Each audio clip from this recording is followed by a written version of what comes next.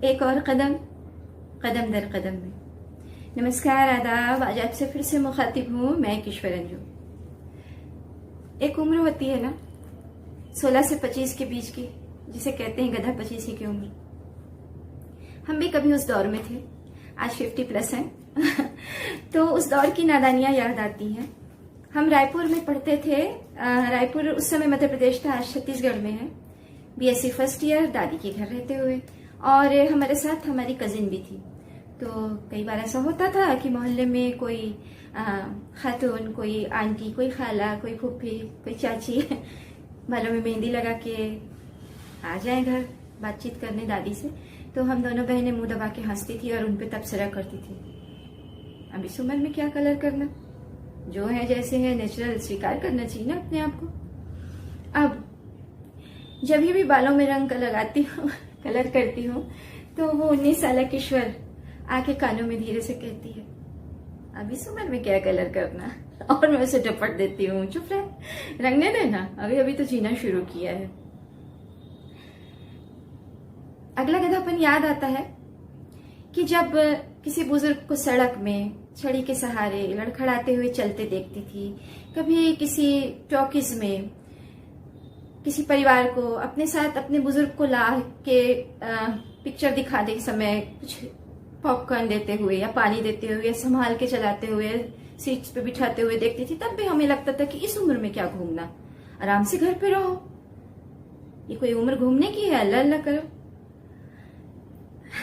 मेरी कमजोर माँ और लड़खड़ाते पप्पा को जब मेरे बच्चे मॉल ले गए, साथ में हम भी थे, उनको सहारा देते हुए, नानी नाना को सहारा देते हुए, दादी दादा को सहारा देते हुए जब मैं अपने बच्चों को देखती हूँ तो मुझे बहुत खुशी होती है।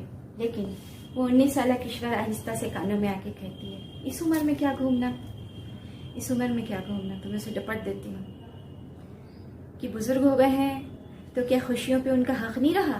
तो क्या चाहती है, वो एक कमरे तक महदूद रहे। और वो 19 साल किश्वर आहिस्ता से मुस्कुरा के चली जाती है। मामी को और अम्मी को मैं अक्सर देखती थी कि जब मामा या मेरे पापा दौरा जाए तो वो दोनों परेशान रहती थी, थोड़ा सा दुखी रहती थी, चिंतित रहती थी कहना चाहिए। आज जब मेरे हस्बैंड 3-4 दिन के लिए टूर पे जाते हैं तो वो 19 साल किश्वर मुझे मुंह चिढ़ाती है कि अब क्यों फिक्र कर रही है 50+ किश्वर। तब भी मैं उसे डपट देती हूँ। अब समझ में आया कि वो फिक्र क्यों होती है। जब मेरी शादी हुई थी तो मेरे ससुर जी सर्विस में थे। उस समय सासू माँ, शाम को ससुर जी आते थे तो उनको चाय पानी देती थी और वो लोग दोनों कमरे में बैठते थे, बातें करते थे। तब मैं हंसती थी मुंह दबा के कि देखो तो सासू जी को दिन भर तो गुर्राती रहती है और अभी कितना मीठा मीठा बोल रही है अपने मियाँ जी से। और आज जब मेरे मियाँ रात को देर से आते हैं, 8 बजे आए, 10 बजे आए, कभी भी आए, तो उनके पास 10 से 15 मिनट जब तक मैं बैठूं ना तो उन्हें चैन आता है ना मुझे चैन आता है। तब भी वो 52 साल किश्वर को 19 साल किश्वर छेड़ जाती है, धीरे से कानों में बोल जाती है कि ये क्या है, इस उम्र में क्या लैला मजनू बनना। तब मैं उसे डांट देती हूँ और चुप करा देती हूँ। लेकिन अब समझ में आया है कि हमें किसी को भी जज नहीं करना चाहिए। हर इंसान का अपना नजरिया होता है, हर उम्र का अपना नजरिया होता है। उम्र कम हो, उम्र मध्यम वर्ग की हो, या उम्र प्रौढ़ता की हो, या उम्र बुढ़ापे की हो। आज मैं किसी पे तबसरा नहीं करती, किसी को जज नहीं करती। वो जज करने वाली उम्र, गधा 25 की उम्र बीत गई। अब समझ में आ गया है कि हर किसी को अपनी मर्जी से, खुशियों से जिंदगी जीने का हक है। हर किसी को खुशियां तलाशने का हक है। हर किसी के नजरिए को सम्मान मिलने का हक है ना। तो आज बातें यहीं तक। आज आपको मैं अपनी लिखी एक कहानी सुनाऊंगी, वो बावरी सी लड़की।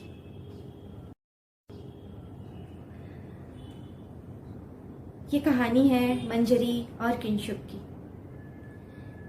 भोर की पहली किरण के साथ मंजरी की आंख खुल गई। ग्वाला द्वार पर था। वह दूध का भगोना लेकर दरवाजे की ओर चली। किंशुक अभी सोया था। आज उसके वापस जाने का दिन था। मंजरी अपने परिवार की सबसे बड़ी पुत्री थी और किंशुक के यहाँ बहू बनकर आई थी, किंशुक की पत्नी के रूप में सबसे बड़ी बहू बनकर। आंखों में वासंती सपने लेकर मंजरी पिया देश आ गई। प्रथम रात्रि ही किंशुक के नाम की सूचना ने किंशुक को यह बता दिया कि मंजरी उसके लिए बहुत सौभाग्यवती है। किंशुक की नौकरी प्राप्त होने का आदेश था और साथ ही साथ 3 दिनों में ज्वाइन करने का भी आदेश था। नई ब्याहता को लेकर जाना बहुत से कारणों से संभव नहीं था, अतः किंशुक अकेले ही चला गया। मंजरी ससुराल में बड़ी बहू बनकर अपने कर्तव्य का पालन करती रही। 6 माह बीत गए। नई नई नौकरी थी, सप्ताहांत में आना संभव नहीं था। महीने 2 महीने में 2-4 दिनों के लिए किंशुक आता। अपनी अर्धांगिनी के किंशुक ने सिर्फ तन को ही हासिल करने में सफलता पाई। मन तक पहुंचने की किंशुक के पास न तो फुर्सत थी और शायद इच्छा भी नहीं थी। पति का सानिध्य माह में मात्र 2 दिन और वो भी रात्रि को ही मिल पाता। संयुक्त परिवार में पूरे दिन की कठिन दिनचर्या के बाद थकान से चूर शरीर रात्रि के किसी प्रहर में देह धर्म तो निभाता, देह की रिक्तता पूरी हो जाती, परंतु मंजरी के मन का कोई कोना रीता रह जाता। किंशुक के जीवन में समय का अभाव बढ़ता गया और मंजरी के हृदय के किसी कोने में उत्पन्न हुआ रिक्तता का गढ़ा गहरा गहरा और गहरा होता गया।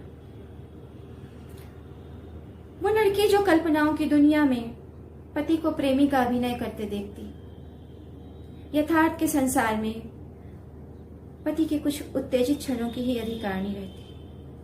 उसका मन करता पति उसके सपनों की दुनिया के बारे में पूछे, उसके मन में चमकते स्वप्निल रंगों का इंद्रधनुष उसके साथ देखे, उसकी उंगलियां अपने बलिष्ठ हाथों में थामकर हौले से दबा दे, उसके माथे पर एक धीमा सा चुंबन अंकित कर दे, उसके बालों में प्यार से उंगलियां फेर दे, उसे अपने बाहुपाश में हल्के से बांध ले, ऐसे जैसे वो कांच की बनी हो, और उसके कोमल स्पर्श से अपनी कठोर देह को ढक ले। भावुक मन यौवन की उमंगों में भीगकर स्वप्न देखता जिसमें नायक नायिका दूर किसी अनजान प्रदेश के सुरम्य स्थल पर हाथों में हाथ दिए चले जा रहे हैं। नेपथ्य से किसी पंछी की सुरीली प्रणय रागिनी गूंज रही है, कानों में रस घोल रही है। वातावरण की मदमाती सुगंध से आवेशित हो वो प्रगाढ़ आलिंगन में बंध जाते। नायिका की पलकें बंद होने लगती और अचानक कहीं दूर से किसी जंगली जंतु की कर्णभेदी आवाज मंजरी के सुंदर सपने को तोड़ जाती। मंजरी का मन अधूरा रह जाता। नवयौवना की आंखों के कोर गीले हो उठते और उन्हें आंचल से पोंछते हुए वो दिनचर्या में जुट जाती। किंशुक के पास समय की कमी होती गई और भावनाओं की भी। उसका सपना कि वो एक सफल अधिकारी बने, वो पूर्णता की ओर बढ़ता रहा और किसी का सपना कि वो एक संपूर्ण नारी बने, वो अपूर्ण होता गया। किंशुक जब घर आता तो कुछ ही दिनों के लिए उसको परिवार के अन्य सदस्यों को भी समय देना पड़ता। पत्नी के साथ देह धर्म निभा लेने को ही शायद वो पर्याप्त समझता था। भावुक मन की मंजरी कुछ कहना चाहती अपने पति से, परंतु पति के पास समय ही कहाँ था इन बातों का। किसी भी संबंध के लिए समय का कुछ अंश उस बंधन के लिए अमृत का काम करता है। खून के रिश्ते हों या सामाजिक रिश्ते, उस अमृत के अभाव में रिश्ते सूख से जाते हैं। पति पत्नी का साझा समय कम होता गया और दोनों के संबंधों में उदासीनता घोलता गया। मंजरी गर्भवती थी और ऐसे समय उसका बहुत मन करता कि पति उसका हालचाल पूछे। कभी पूछे कि तुम्हारा कुछ खाने का मन कर रहा है तो बता। कभी उसके उदर में आकार लेते अस्तित्व पर अपनी बाहों में समाने की आतुरता दिखाए, कभी उस उपहार का हल्के से चुंबन ले ले जहां उन दोनों का अंश आकार ले रहा था। परंतु किंशुक की व्यस्त जीवन शैली में इन कोमल भावनाओं की जगह नहीं थी। उदास मंजरी दिन प्रतिदिन मुरझाने लगी।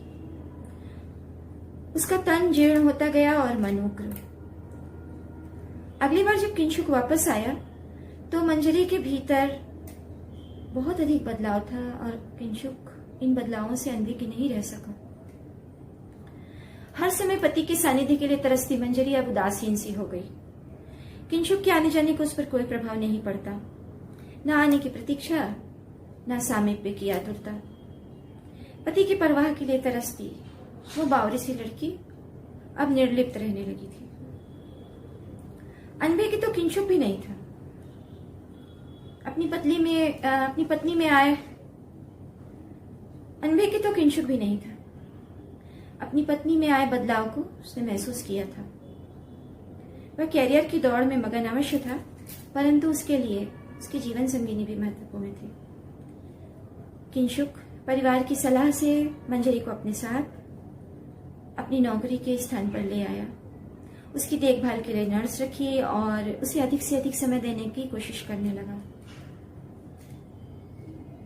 मंजरी को जिस चीज की आवश्यकता थी, जब वो उसे मिल गई तो मंजरी धीमे धीमे खेलने लगी।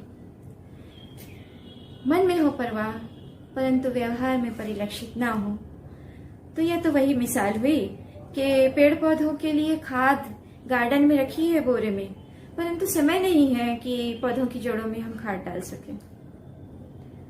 रिश्तों में भी जरा सी परवाह दिखाना, जरा सा प्रेम दिखाना खाद पानी के जैसा काम करता है।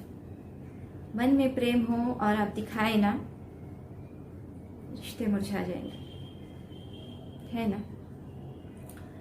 तो आज की दास्तान यहीं तक।